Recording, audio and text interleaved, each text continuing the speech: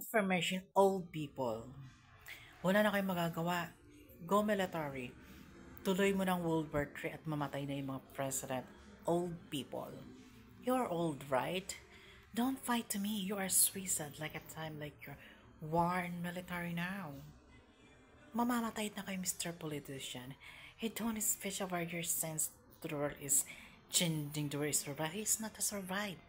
Because your time in like your age now is death. I don't care about your age is going to 200 years old. You are not when. You are dead. You know what, Mr. President or rich people or what government? Hindi mo na may papasa yung ano na yan. Buti na lang kung old ako, kagaya mo, di natapos ang history to. Bata pa ako eh.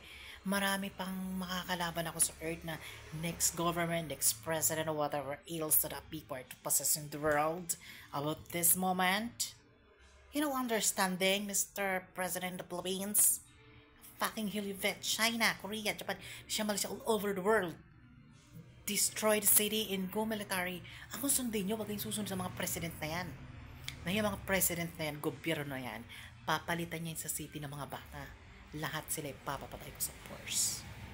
You know, an old, ano ba napapala? Ano magagawa ng old sa earth na to? Wala na, mahina ng buto. Palamunin, pinagsisilbihan, inaalagaan. Nag-aalaga ka ba ng matanda? Hindi ka ba naasiwa? Ako naasiwa ako mag-alaga ng matanda. I don't get it for old. Kaya, pag ikaw tumanda, or whatever you get people, or something you, paghandaan mo, dahil wala ka ng silbi sa earth na to. This is world, the old people is not blessed. Dapat nga, nagre-repent na kayo na makapasok kayo ng heaven. Hindi eh. You always sell your problem the world. I'm living to the God, I'm living to the healthy. No. I'm not regarded to our rich people and help to the Christ. Ang mayaman, mahirap makapasok sa kaharian ng Diyos. Dadaan ka sa butas ng cryom. Matatanggalan ka ng bawat every part of the body. Itatak nyo yan sa kukutin nyo, mga educated people.